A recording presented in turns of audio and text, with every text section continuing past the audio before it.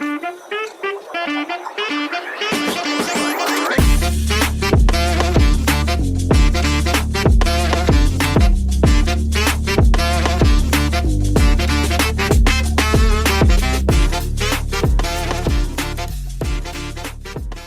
going on, everybody? Welcome to the Alex Questas Show. How's everybody doing out there on this Wednesday, October 4th of 2023? I hope everyone's excited to listen to episode 93. I'm Alex. David, somehow you made it back here. I don't know why you're here. What are you doing? I don't know. I honestly don't know what I'm doing. I'm just around in the ether. I mean, and so here's the thing. Anyone keeping score at home? It's been 2 weeks since we've let out a show. Fun fact, we did record a show. We had one. It was just Dave and I. And the problem is David didn't do his job. David failed at his only job on this show to make sure I don't sound like the complete moron that I am. And he failed because I kept on saying Representative Bowman's name wrong. I called him Representative Bennett like 19 times in the show. Realized that. And then on top of that, we shit talked Zach Wilson and Nathaniel Hackett before the Chiefs game. And then Zach came out and played like really well. So I was like, Dave, we're not doing this. Like we're just going to scrap everything involved. And David failed at his job anyway. See, so the issue is when you say the dumbest things with confidence that many times and I'm sick, it doesn't work out well for me. All I hear is excuses. You're basically McCarthy on why the appropriations bills didn't get done. I should oust you like McCarthy right now. Do it. Bring it on. But anyway, if you like what you hear today, give us a like, share, follow, subscribe, rate 5 stars, Spotify and iTunes. Please do that because it helps boost us up, get us noticed, put us up there with some of the bigger shows because we always have awesome guests. And damn it, let's get up there. Go spread it word of mouth and go find us on the socials at the Alex Questas Show. So quickly before we get into today, 2 weeks ago, we had our good buddy on, Tim Pass, on. He's from our hometown of Manchester. He's currently serving on the Board of Education and interim level, trying to get that back. Local business owner in the area, high school football coach. So all around good dude, and really got into some of the local politics stuff, why he should be back on the board next year. So go give that a listen, especially if you're a Manchester resident. We appreciate that. But Dave, this week we have another fantastic guest. She is somebody that if you want to get good political commentary, a lot of awesome memes about politics and just general good opinions from just a regular person, you want to go follow her. She is Tiffany. She is a conservative ex, not Twitter anymore, Dave, a conservative ex influencer. What's going on, Tiffany? Hey, thank you guys for having me. Absolutely. And I want to give your Twitter handle so people can go follow you. It's at Tiffany and Sadie. So go there, go follow her. And again, she's an awesome follow. So I want to jump right into it, Tiffany, because as people know, we always kind of figure out what our guests want to talk about. And you wanted to talk about single women and why they have a large trend of voting Democrat. So in what you've been looking at, what have you seen that why single women are gravitating that way? Well, aside from the issues of everybody on the conservative side wants to just say, oh, Roe v. Wade, that's it. That's why it's abortion. And that's not the only reason. I feel like most of the reason is that Democrats actually target women and they try their hardest to message to them to be like, oh, we love you, vote this way. You know, we care about you. Republicans hate you. And Republicans don't do anything to respond to this whatsoever. They don't target they don't target women at all. Like they don't change their messaging in any way. They don't try to find out what issues are important. They're just like, well, all they want is abortion. And that's not really the case. And I feel like Democrats are also trying to change boys into women too. So they're trying to get more women by calling men women. Exactly. That's how much they love them, even though they don't know what a woman is. Like it should be so easy. Like with all the stuff going on right now, like they don't know, they won't define what a woman is. They say men can be women. They say men can be mothers. They say men can have periods, buy tampons. Hold on one second, Tiffany. Are you a biologist? Are you a biologist? Are you able to be making these strong claims about biology? I must be, because I can define what a woman is. To be fair to Republicans, though, they really don't have a messaging directed towards anyone most of the time. They're just kind of out True. there. They don't ever necessarily try to get any voters. They're just like, oh, this is coming. Yes, it's so frustrating. And most of what I see, honestly, like from the big influencers that's pushed is like almost it's hostile towards women. Like it's like, and they only promote, and I'm not saying that, it's bad by any means to be a stay-at-home mom wife, but they say pretty much that's what you have to do. And that's not the case at all. I know I'm a single parent, but I know plenty of single people, single women who vote Republican because it's in their best interest. And they're not married with kids. They work, they're corporate women. Like it's not just for that specific type of person. Like it's not. And they need to we really need to do better at just explaining. So from being a single mom yourself, but also being a conservative woman, typically conservatives, their message is about the nuclear family, right? They want a man and a woman in the house. They want, kids being raised by both a man and a woman. And that's kind of been their big messaging, that it's so important. You being a single woman and a conservative, what would you say to some of the strategists to be like, no, how do you how to reach more women like you, who is a single woman, who has conservative values, a single mother and everything like that, has conservative values, but definitely could feel off put if you're hearing some conservative influencers going like, no, it's wrong. And what they're doing is wrong. And like that has to every once in a while kind of piss you off, I'd imagine. Oh, all the time. Like if I were undecided in my voting, like if I had no idea who I wanted to vote for and I opened Twitter, or I'm sorry, we're calling it X. If I opened No, Twitter is perfectly fine. You can call it Twitter. X. I can't stop. It will always be Twitter. Exactly. But if I open any app, Twitter, X, Instagram, and all you see is, oh, single mothers are bad because X, Y, Z, or you see, oh, you have to do this, and you have to get married, have to have kids, have to, nuclear family, it has to be this way. That's off-putting to me. But also, if I would not, if I'm uninformed, and most people are in their voting choices, nobody's a political nerd like me. They don't sit on and just think about policy all day. But the average American, voter doesn't really break all this down. They just go by the headlines. They go by what they see and what they hear and how they feel. And you're going to open Twitter and see, oh, single moms are awful. Well, okay, fine. I'm going to vote Democrat, Yeah. So that it's that easy for some. And then so what would it be? Would a Republican winning strategy to be? Because I've heard some people, I feel like, I listen to Tim Pool, and Tim Pool said this all the time, that even though he's pro-choice for the most part, Republicans need to start leaning into pro-life, because there are a ton of women who are pro-life. And a good way to reach single mothers is to talk about how many of these women possibly had the choice, but instead chose to be a single mother because they saw the value of life. I feel like that would be something that would reach out to single mothers much more, like, hey, we do preach nuclear family, but we certainly appreciate the fact that you're willing to sacrifice as a single mother, work your ass off, and provide for a child. Do you feel like that's an outlet that they should tap into, but they're not smart enough to do, it seems? 100%, because I'm very proud of the fact that, I was married to my daughter's father, and it was a very bad abusive situation, but I left for her and I worked for her, and she has everything that a kid could ever want, really, and that's one of the things I'm most proud of, is that she didn't have to grow up in a bad, environment. She doesn't have a bad example of what love is. And it's one of the things I'm most proud of, but it's one of the things that other Republicans look down on.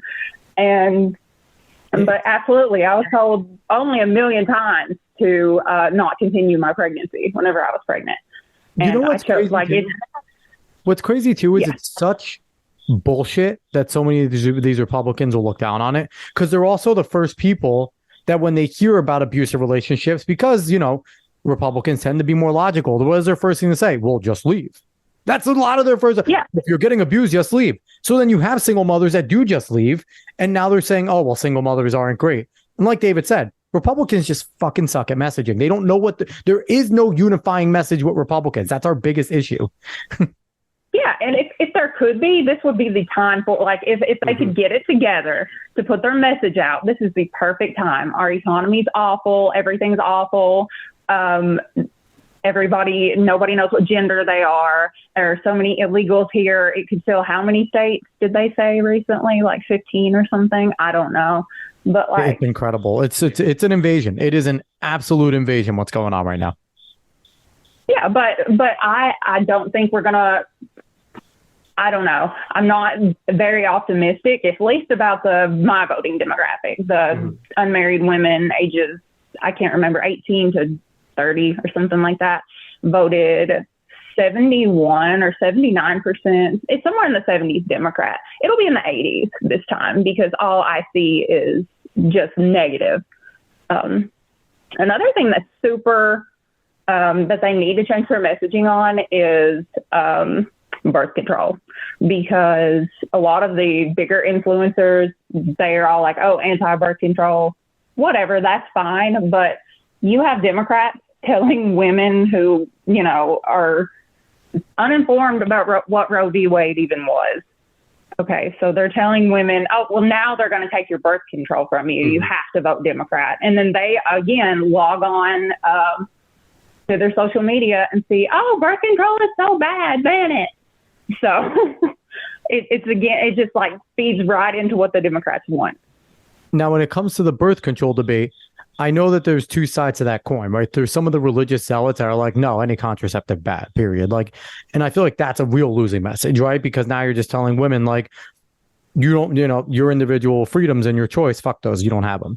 But I feel like the winning battle with that one is, if you are going to be anti-birth control, is the potential negative health effects later that we have, studies have come out and shown. So I feel like if you're going to be that route as a conservative, as a Republican, that's the route you want to go. Trying to see, like, have concern and have, like, sympathy for what potentially could happen to women down the road from using birth control. But at the same time, I mean, can't be the party of like individual freedom and, choice and then be like, well, not on that though. Right, exactly. And I think even sometimes they're trying to just talk about the negative effects somewhere down the road.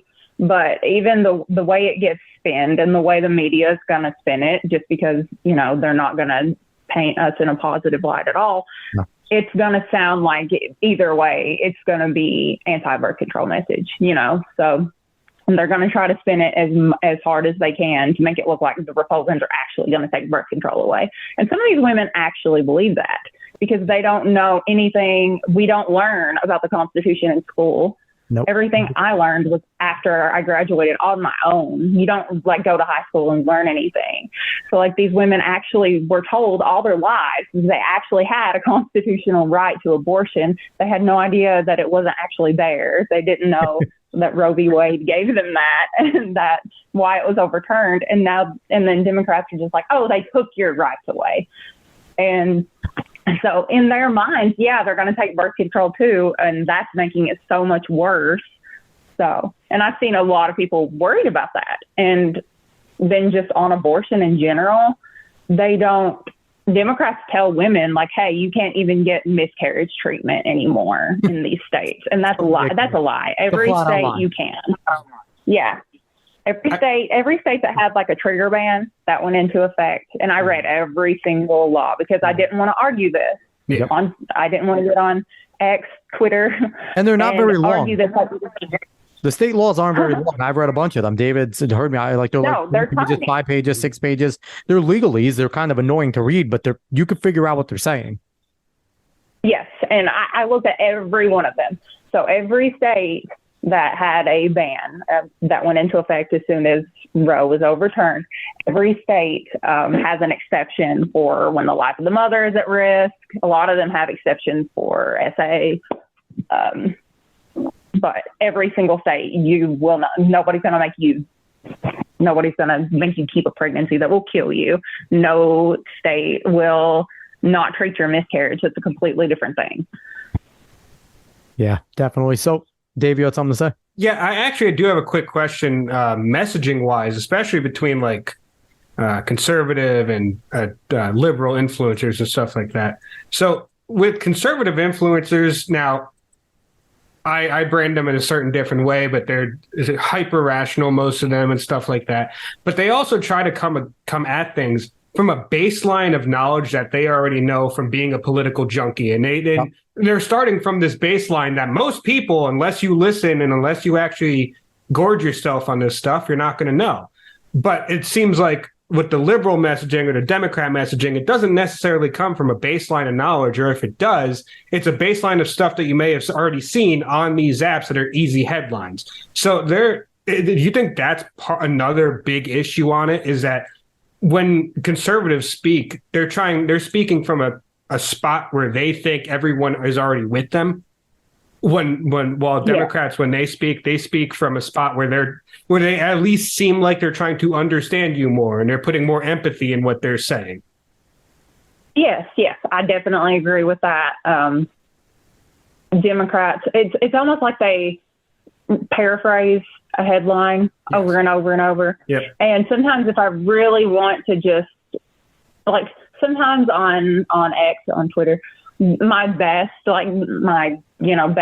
if I don't want to sound mean, if I dumb them down a little bit, it reaches more people. No, you're not wrong. So, because that's the thing. It's not mean. It's because you already are steeped in this stuff enough where, it's happened with me before. I know it's happened to my brother. If you're talking to someone that doesn't read this stuff or doesn't have the time to do it and doesn't have the interest in it, then you have to kind of dumb it down. You have to make it a different. And here's the major difference. Democrats right now, especially the party, they're a bunch of Marxists.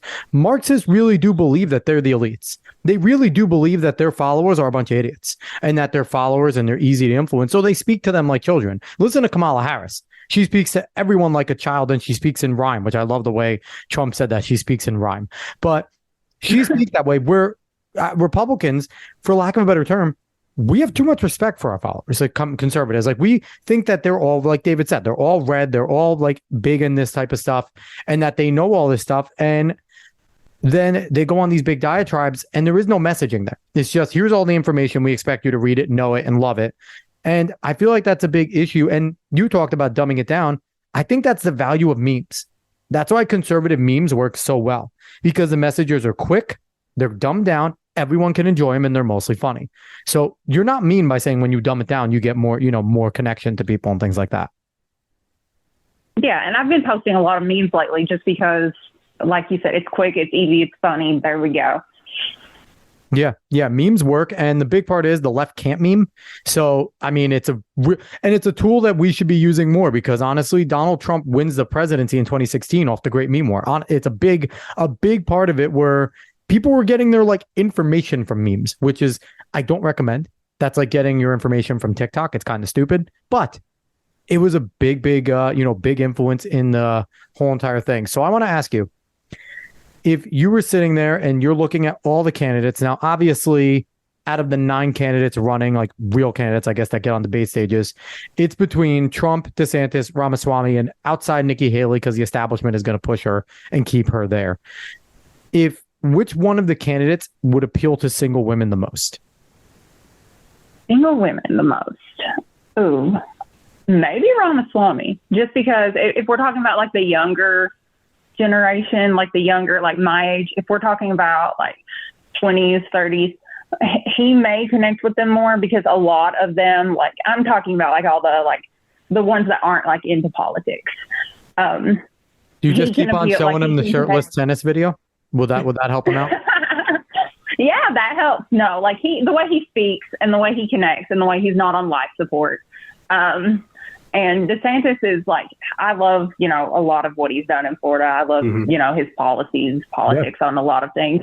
But he is he is not good. He's a breadstick. Like he's an absolute breadstick. Yeah, like I don't know. It's like almost like, I don't know. He's like the kid in class that like would panic if he got called on to read out loud. That's kind of how DeSantis is, like on the debate stage. And I hate that for him, because like he did such great things in Florida. Like he was a rock star in Florida. Like he I lived in a state with a Democrat governor, and I kept going to Florida during COVID. Like, he did great. He just And I needs just to hate that he pretend that can't everyone. communicate that. Yeah, he just needs to pretend that everyone's a news reporter. Because when he's ripping the news reporters in Florida, like the press conferences, and he's just off the cuff, he's fantastic. Yes, if he just, like, I don't know, like they tell you, like, when you're going to, like, go perform, to, like, picture everyone in their underwear, he needs to picture them as news reporters. Yeah. And just rip it. That would be my advice to him if he ever needs my advice. That's my advice. But just because a lot of the single women that I talk to, a lot of my friends and everything, that aren't really into politics, that they don't know anything about it, they like him. They like Ramaswamy because he's younger and he doesn't appear to be dying. Pence was struggling on the debate stage. Pence was like holding on for dear life half the time. I thought he was going to keel over.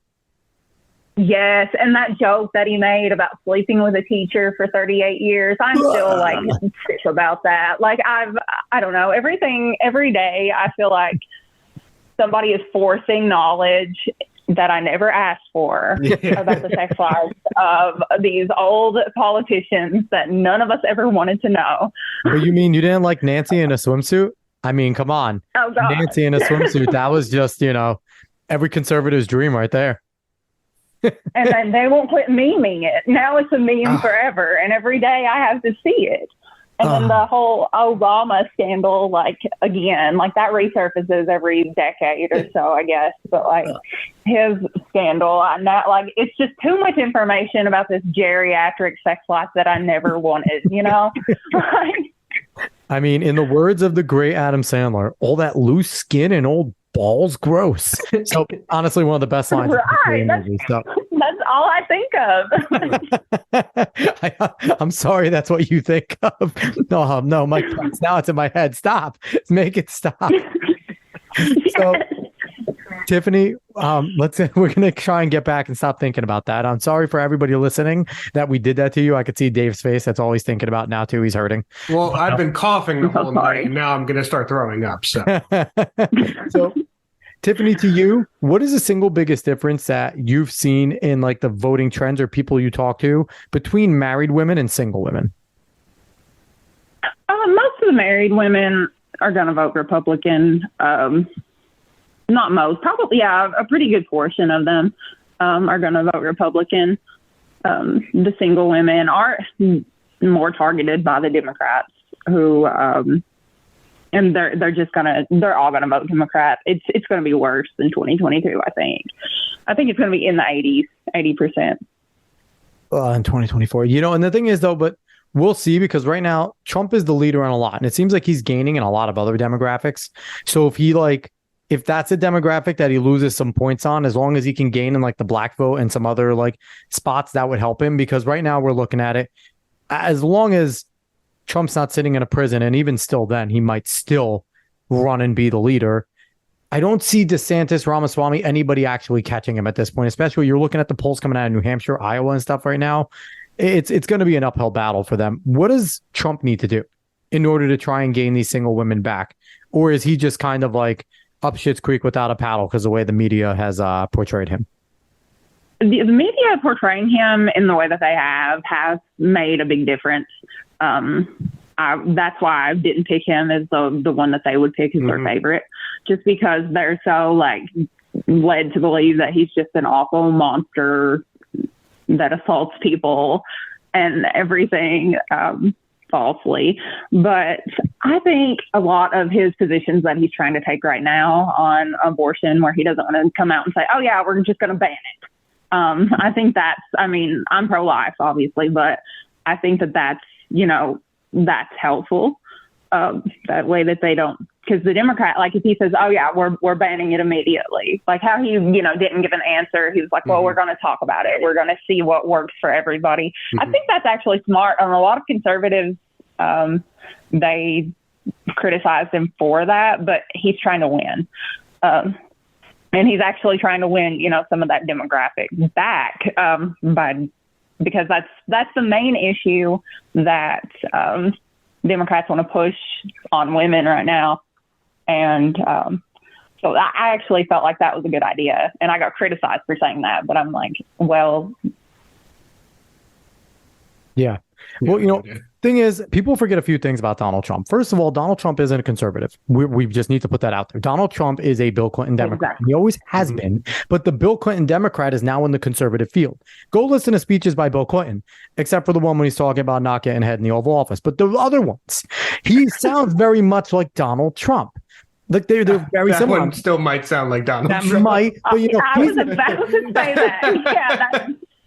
Yeah, but he's talking about not wanting the women that are accusing him. Like he just keeps on saying, "No, you're not my type. Sorry, E.G. Carroll, I would never touch you. You're not my type." So I have a terrible Trump impersonation, but don't do it again. But overall, it's like it's just he's not a conservative. Number one, number two, he's a negotiator. If he sees an issue that isn't a winning issue right away, like he's strong on the border because he knows the border is pretty unifying, especially if you're on the left and you're in Arizona, New Mexico, Texas, and that southern border, you're looking at this going, yeah, no, screw that. We need this border closed. Border, China, economics, those are things that he's pretty rock solid on. He'll give you solid answers. There's other things that he's looking at it going, okay, abortion's not a winning topic right now. If I just say I'm only pro-life, we're bad at messaging that. So I'm going to negotiate this. So that's what people need to understand. Now, I'm not apologizing for Trump. He did help end Roe v. Wade, but he was critical of Ron DeSantis in the 6-week rule. And that's something that I think, he shouldn't have been. But that's just the way he is. He hedges his bets on things he's not sure of. So right. We'll see how it plays out. So I want to switch gears here. And this kind of ties in to the topic, but, on the outskirts. But right now, what we're seeing is the House has vacated Speaker McCarthy as of yesterday. Today's October 4th. They vacated yesterday. We're waiting on a House vote. So we might be seeing some political change, especially with the election coming up. As long as Joe Biden's corporeal corpse is there, he's going to lose if they get somebody else who knows what happens. But if Joe Biden actually pushes and he's like, oh man, I'm not vote for me, then people are going to not vote for him and he'll lose. But what we're also seeing is a big battle in the culture war. And I just want to ask you, from what you've seen as an influencer and people that interact with you, which is more important? Is it more important that, Republicans gain seat in the House, Senate, and presidency? Or is it more important that we change the culture, that we, get schools better, that we stop allowing people to mutilate children and, start getting more cultural wins? Which one do you see as more important? I don't know if one's more important than the other, really, because I think that the reason that the Democrats are, gaining in the culture war is because they have, elected Democrats. Biden admin is letting things, like this happen. I think Republicans in office would actually help us win the culture war on a lot of things, like especially like the mutilating children, stuff that can be legislated like that. That's really important because you can, fight the battle with the culture war, on the outside. Do you trust the Republicans to do that, though? Do you trust them to do that, though? Because what we've seen from them, and we've heard a few of them saying, hey, the culture war is not that important. We need to focus on the people's work in the House. I've seen a few of them say that. So do we really trust, our politicians to help us out there? Not really. I mean, maybe some. It depends on the issue. On some issues, yeah, I can see them helping because, like, I guess you can look at it like maybe state by state because, like, it's in some states, yeah. So in some states, they are passing, good laws. Like, they keep banning, gender mutilation surgery, hormone replacement for children in all these states, and that's great. And I love that it's at a state level. But I feel so bad for the kids in the Democrat states. I'm in New York and my kids are not getting touched and I am a hawk at their schools. Yes. I live in a red state. We have a Democrat governor, but he's basically powerless because everybody else is red. So, I wouldn't say completely powerless, but I mean, he can't do anything crazy. That's good.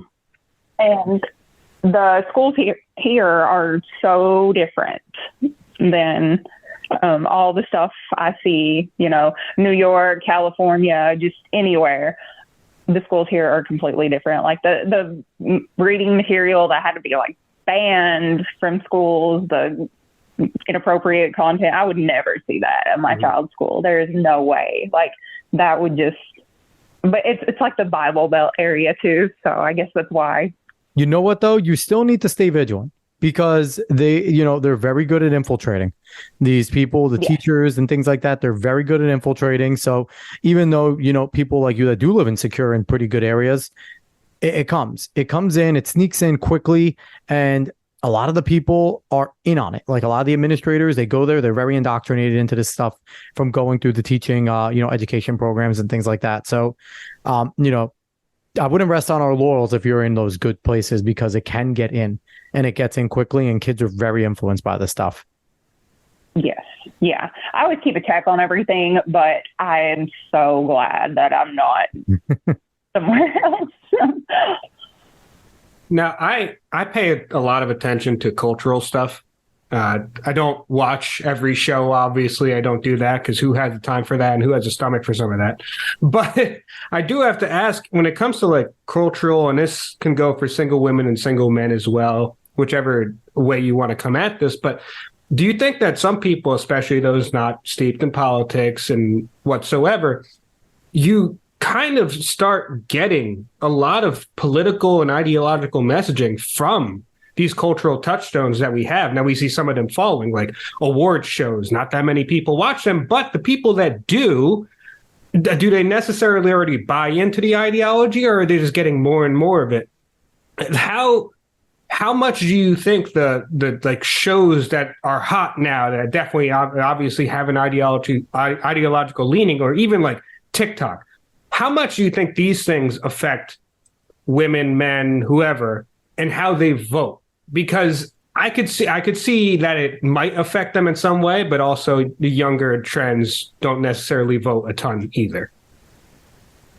I think that it depends on what, like the award shows, not so much because I don't think anybody I know my age watches that. But Taylor Swift, for example, she's a Democrat now. She registered how many people to vote? She had them register to vote after her show or something. So she, crazy. And like, yeah, they'll go vote Democrat because Taylor Swift said so, because they have no idea what they're voting for, but Taylor Swift did it. So yeah, I can see that. Like that makes a big difference. She's going to make a big difference. And because girls worship her. Like it's crazy. But Republicans, their first thing to do is make fun of her. We're going to trash her. We're going to make fun of her. We're going to call her irrelevant. Yet she's going to register 100,000 people to vote. She's not irrelevant. You don't need to make fun of her. That makes us seem so out of touch, because we just make fun of everything that's popular. And like Barbie, the Barbie movie, so many conservatives got mad at that. And it wasn't even a woke movie. It was kind of like a mockery of woke. But I mean, Barbie chooses the life in the real world over her perfect girl world. But like that's another thing we need to change, is like to stop hating everything for no reason. And to stop, like, Republicans have a problem with pretending these things aren't going to influence anything at all, instead of like having a counter. Like we can have somebody that like registers, like we can get a superstar too, like maybe not as big as Taylor Swift because she's pretty huge, but like what if we had one too, instead of realizing that we need Vince Vaughn. Vince Vaughn could go make a movie about just like registering Republican for everything. Yeah. So you could, like, we need some kind of a counter, and it's not Jason Aldean. No. Yeah, well, I do think it's interesting because, like, while we do complain about Republicans a lot, and we should because most of them are useless, but there is at least something in the conservative side politically, where it seems like there isn't much in the conservative side culturally, and in that area we lose so much, and I feel like we lose a lot of people that don't want to pay attention to politics because, lo and behold, it's pretty damn depressing when you listen to it all the time. Yes, it is. Like sometimes I just have to like put my phone down and go be in the real world. Like if I sit on my phone too much and look at all this politics, I'm in a bad mood. But I love it. It draws me back in. It's toxic and I love it. So do you it's think like a toxic relationship? Yeah. It certainly is. So do you think that part of the problem is kind of what we spoke about before, where Republicans are sitting here and they're thinking on such like a, a lot of Republicans and conservatives are very red. They like, I've read a bunch of Marxist stuff because I want to know about Marxism and things like that. I focused on Nazism when I was in college because like anything I hate, I want to read about so I can know why I hate it and know my argument.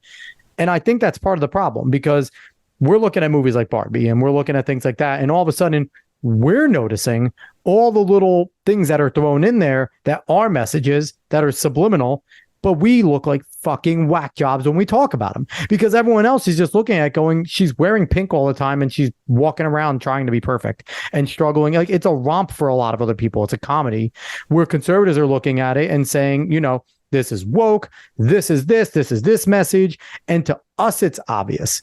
But to the normies, they don't see anything wrong with it. And you try to tell them and they're just like, dude, it's just a movie, bug off, Yes. We need to get better at, like, I'm pretty good at this. Like I can separate my life. Like I believe these politics, but I'm still going to go listen to the music I want to listen to because I like this music. Mm-hmm. And I'm still going to watch football because I really like football. But like a lot of people, no, we have to boycott the NFL because so-and-so did this. Like, no, we don't.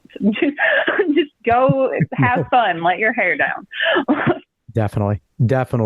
So, what is in your opinion, what is the best way to try and secure victories in both of these? If you want to talk cultural, political, whichever one you want to choose first, but how would you, if you were sitting there and we voted you the RNC chair instead of the awful Ronna McDaniel, how would you secure victories both culturally and politically?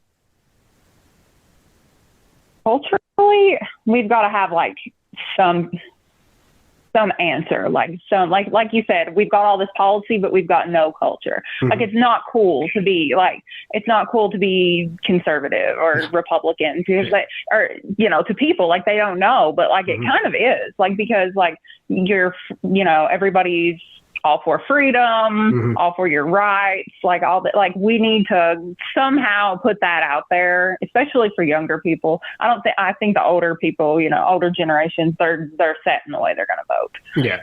They're going to look at policy. They're going to look at, leaders and they'll like them by that.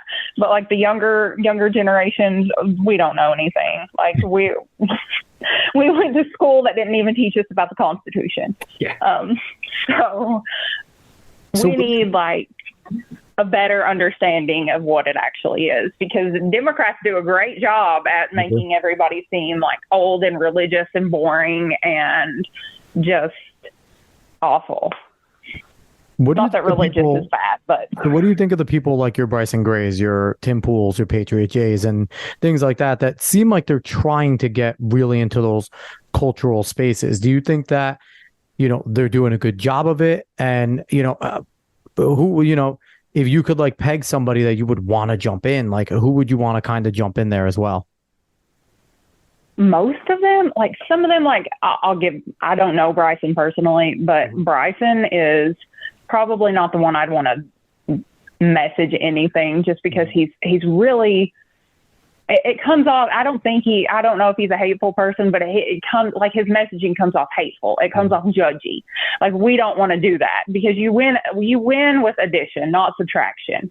Like a lot of these people, they're like subtraction. Like you have to live the exact way I live or you're not this. You're not in. You're not with me. Whereas Democrats are like, yay, we love everybody. Come over here and vote for us. Yep. And then eat the bugs. That's pod. Yeah, eat bugs with us. Yeah, change your gender. We love you. Like that's Democrats. They don't love anybody, but they're very good they love themselves, but they're very good at giving the idea that they're inclusive. They're great. Very good at indulgence. They will indulge everything. Yes, they're good at that. And like, if we could just let everybody, like, we need somebody, and I don't know that there's anybody that's coming to mind right now, but we need somebody that's like not super self-righteous, that's just kind of normal and relatable. We need more people like that, that people are going to relate with and be like, oh yeah, I relate to her, I relate to him, because like all day talking about how this many people are just sinners and they're awful, or this guy isn't conservative, or this guy isn't, because, like it's just all day of just singling people out and pushing them away. Like some of these influencers spend all day fighting other Republicans. Like I never see some people ever criticize a Democrat, like ever. I'm like, what is your problem? Like I'll criticize Joe Biden all day and I'll remind everybody how awful he is all day. But you'd rather criticize Ron DeSantis or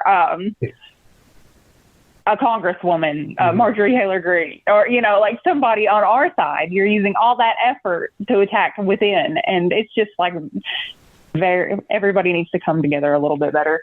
And I'm guilty of it as well. I'm on Twitter and I'm, going at some people. I'm guilty of it as well. And it's something that's on our side where if you're not being, it's like it seems like the right has more of a litmus test, right? If you're not being as conservative as I feel you should be, or you're not the right type of conservative, then you're not conservative at all. Like we treat everyone that's not like with us, like Adam Kinzinger, and they're not. They just have some different beliefs than us. Adam Kinzinger has went full lefty and, he lied to everyone to try and be a Republican. But it's like, if you're not with me on every single subject, it seems right now, then all of a sudden, boom, you're wrong about everything. You're not a real conservative. And I agree with you. We do need to. That's one thing also Democrats are much better at. They don't infight. They don't really attack each other. They spend all their energy just same message, attack conservatives on this message. And it's repeat. And we do need to get better at that. We need to get much better doing that. So yeah, and they're so united too in it. Yes. Like they don't care. You can they could nominate a trash can for president, and they would all vote. They would all take a picture. They would all get their little sticker and be like, "We did it. We voted for the trash can, like a literal inanimate trash can. We're so proud of ourselves." And they would all come out and do it. You give me that trash can over Joe Biden any day. That's a pretty good message to me. And maybe I really over Fetterman. Would take a trash can over Joe Biden. It could move just about as well as him, too. Oh, and something about Adam Kinzinger. He blocked me recently.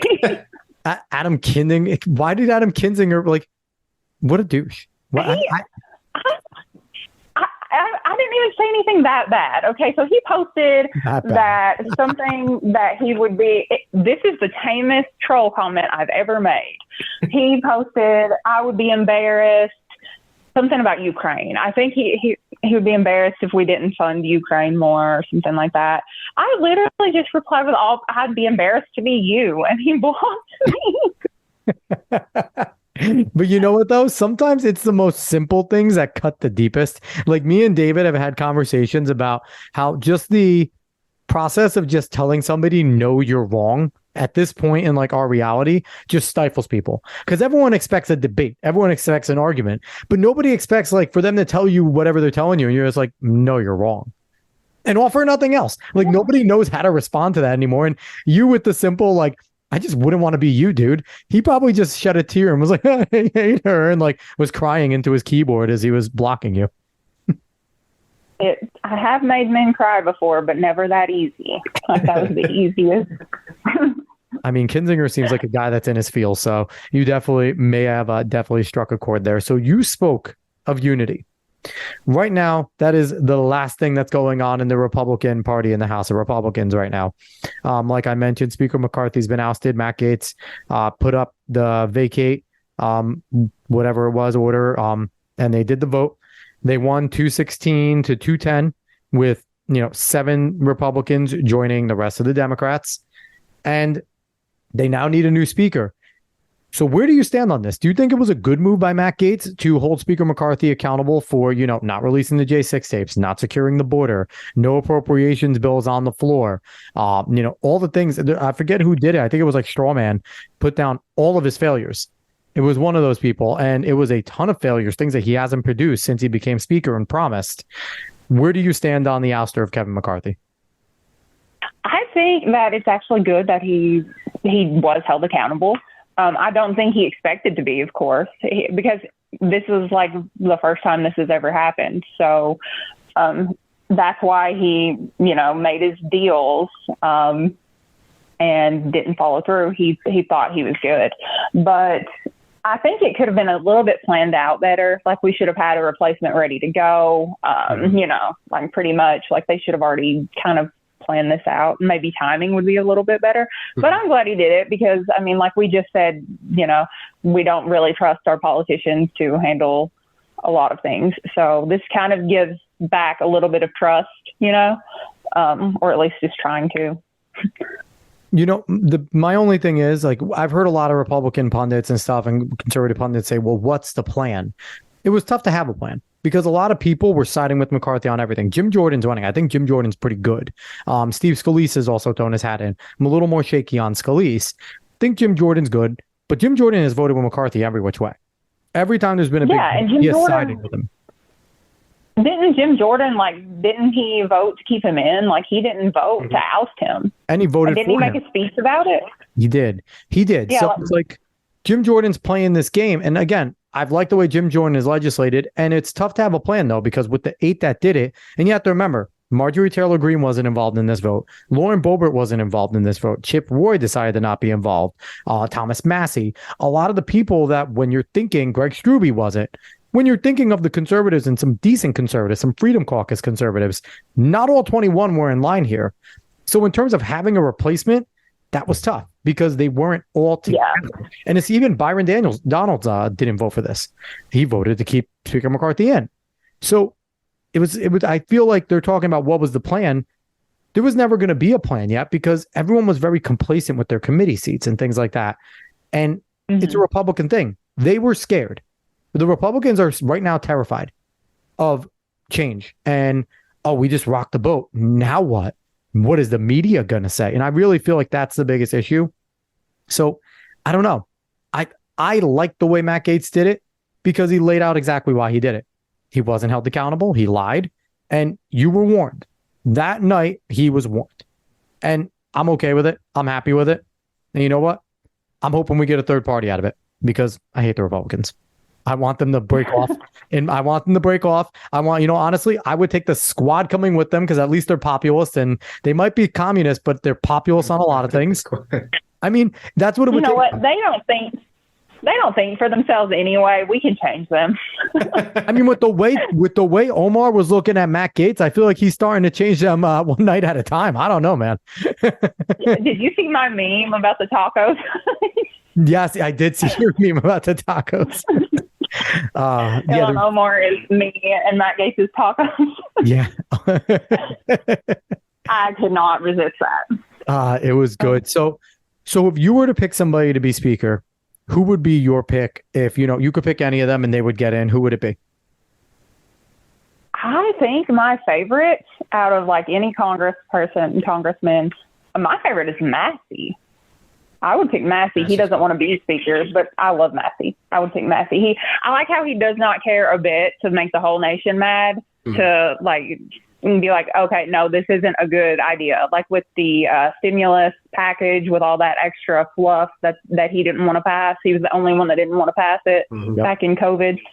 I loved that because the whole nation was mad at him and he did not care. He was like, this is not good for us in the long run. He didn't care who was mad. And then there was another, what was it? It was pretty recent. It was recent.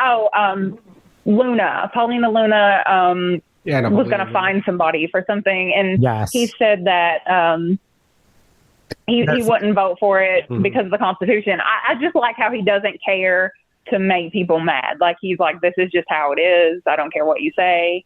It's like Constitution and people over everything. And he even says all the time, the government is out for its own best interest. Don't trust the government. He's my favorite. He's a Ron Paul libertarian through and through. And I think you would, that's his issue. That's why he would never win. Because he's a Ron Paul libertarian. Like people on both sides fear his loyalty to the Constitution is what people on both sides fear, because he is not afraid to be like, not in the Constitution, gavel, get off my podium there, go away.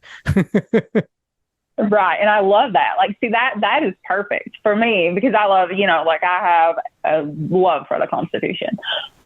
Anytime people are arguing, I'm like, well, Constitution, I try to go back to that. Like, I had somebody in a chat I'm in, they were arguing at whether or not, like, it was really odd, like whether or not, Christians should be the only people that are allowed to be in government or whatever. And I'm like, Amendment 1, move on. Christian nationalists need to go away. Honestly, these Christian nationalists, awful. Just go to the left because you guys are leftists. You're cultists, you're communists, you're very much collectivist. Just go. Don't claim to be conservative. Like, go away. Go join, the neo-Nazis, which aren't on the right either. Like, they can all go away. I know we need them for voting because they're the southern voting base for whatever freaking reason. But it's like, man, I just want these people to go away. All the collectivists, like, we're not collectivists. Just go to the other side. Leave us be. Like, I hate them all. Right. Well, the problem is when you go so far to the right, you circle back around and you hit the left. Yeah, whenever you're so far out there right, that's exactly what happens. And they're right there. Like, they act just like leftists. They do. They really do. The Christian nationalists are insane. Dave, I'm going to ask you the same question. If you had a say in speaker, who would you choose? No one. No one at all. In fact, put this off for as long as possible. But really, this whole ousting is pretty fun for me because I understand why people are against it, with all the strategy and like, why would you give the Democrats this? Why would you get the whole Bowman story out of media and this? But it's just like, oh, you're creating a circus. Well, it's already been. You're just adding a couple more clowns. Like, there's nothing different here that's happening. In fact, more has happened that people would probably like by that ousting than that has happened for a while now. Because people already don't trust anything that's happening in our government. You go to a normal person out there that actually works for a living, and they'll tell you they don't like anything that's happening. They just want to afford the food that they're putting on their goddamn plate. So I don't necessarily care what people think about the strategy and going with this. And if you really want to bring the Bowman story back, just go in dressed as a fire alarm. Like, you could grandstand as much as possible. You could bring it back. It's not that difficult. So I just don't understand what the issue is. It's like they don't know how to do anything. They just want to keep it as the same as possible. So you want to hold McCarthy accountable. Gates has a reason why. He said he didn't do the things he promised. Okay, then get something done. I don't care. Like, that's fine with me. Honestly, all I'm thinking of right now is if they would, like, bring in Ted Cruz, because Ted Cruz's face looks like it's made out of putty anyway. So just seeing his face in, like, the fire alarm and, like, painted red and him just like, walking, that would be amazing. It really have him stand next to somebody. It really does drive me insane the way we look at how things work in our Congress, especially from a Republican field, because we're so scared of doing anything. And meanwhile, you look at Parliament, they boo every time someone goddamn goes up to speak. The Democrats call everyone every name under the sun. Grandstand a little. Get some goddamn emotion in what you're doing, and maybe people will like you a little bit more. So who do you want to be speaking? I think that's why so many like Gates, because he actually. Yeah. And Dave, do you have, so in the end, who would you like to be speaker? Massey is a very good pick. I'm fine with Jordan. Anyway, it doesn't matter. The speaker matters, obviously, but whoever is in there that is just not going to capitulate as much as possible. It has to be Donald John Trump, because that is the ultimate troll. That would be hilarious. And he already said he's willing to do it. I saw Struby come out and say it on Twitter. I saw a bunch of people come out and say it on X. I corrected myself. And, I would love if Donald John Trump would get in there, because that would be, they would seethe. And I would love if he just started inviting like innocent J6ers to come in and be like his guests of honor in the people's house. Like, that would be amazing. Like, that would be something he should do. And honestly, I think it should be Trump. But overall, if it's not Trump, I like Byron Donalds. I think he's really good. And I think he's good on a lot of things. He's obviously, no one's as constitutional as Thomas Massey there, but I think he's a good choice. But again, it looks like it's going to be Jim Jordan versus Steve Scalise. I think Steve Scalise is a little more moderate than Jordan, so I would go Jordan just because I lean more right. And that's where I would stand there. Tiffany, out of those two, Jordan. Oh, yeah, absolutely. That would be the troll of the decade. That would be perfect. He's actually posted on Truth today a picture of him with the gavel. Oh, Or, nobody's giving this guy credit. The interim speaker has already done more than McCarthy. He's kicked Pelosi out of the office. I love it. I put that on X somewhere, and it was hilarious when he did it. But also, he did deserve to get made fun of for his little baby tantrum of slamming the gavel like he did. It's like, come on, dude. Your butt buddy got out. Like, go cry about it. Like, go away. What was that? I was like, what is he doing? Would have been comedy if it would have like broken and gone back and hit him in the forehead. Like that would have been like great comedy gold. I wish it would have. Like, we've had so many tantrums in Congress lately. Like, it's insane. Like, they have more tantrums than my child. Yeah, mine too combined as well. They are a bunch of babies. So last question for you, Tiffany. I'm putting you on the spot here. 2024, who wins the presidency? Oh, gosh, that's tough. Trump can definitely do it. I mean, because we're just going to say the nominee is Trump at this point, unless something happens.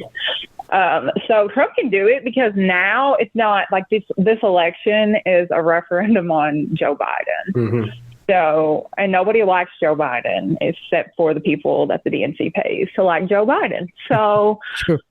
I think he can definitely pull it out just because Joe Biden has done so bad. Like, everything aside, like all of the, everything that's going on with him and, legally and everything like that. Like, that's going to help him in some ways and that's going to hurt him in some ways because a lot of people realizes that it's all BS. Some people, though, that aren't very, into politics, they're just like, oh, he got indicted. That must be bad, So, like, we probably need to message a little bit better on that. One thing that's going to have to change, though, is that, like, we need to get rid of only Trumpers and never Trumpers. Yeah. Things like that if we want to win ever again, because that doesn't exist in the Democrat world. No. They're just all going to vote blue no matter who, and we need to all vote red till we're dead or whatever. I got to make it rhyme. I like that. Red till we're dead is a good one because that sounds more badass. My only issue is red is also commie. Like that's the only issue. Oh, yeah. So I mean, we need to change the color to pink in honor of me. Awesome. I love it. So, Tiffany, thank you so much for coming on. This was a fun show. Yeah, thank you so much for having me. So once again, she's Tiffany. She's a conservative influencer on X, not Twitter, Dave. X, damn it. Twitter. You said Twitter. If you shut your mouth. And if you want to go find her, you can go find her at Tiffany and Sadie. Sadie is Sadie in case you're weird and spell it with the Y. I just want to make sure everybody knows. But at Tiffany and Sadie, go follow her. Obviously, you hear she has a lot of good ideas. She posts awesome memes. So she's a good follow, someone that easy to communicate with too.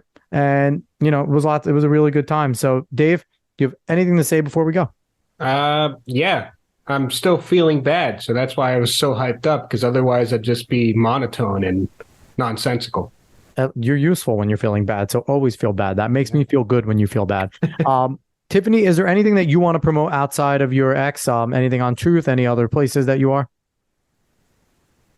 I used to be on TikTok. That's a commie app, and they shut me down. So I am now pretty much just on X. So yeah, that's pretty much it. All right, awesome. So once again, if you like what you heard, like, share, follow, subscribe, rate 5 stars, Spotify and iTunes. Spread this word of mouth. Go find us on the socials at the Alex Cuesta Show. We will be back next week, and we have another good show lined up. So everybody, thank you so much for listening. So long, y'all.